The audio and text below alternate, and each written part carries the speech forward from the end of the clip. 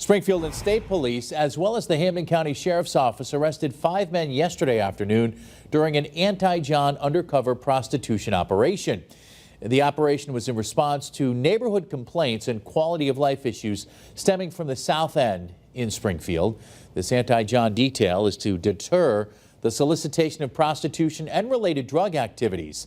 The Johns were arrested for attempting to solicit an undercover police officer.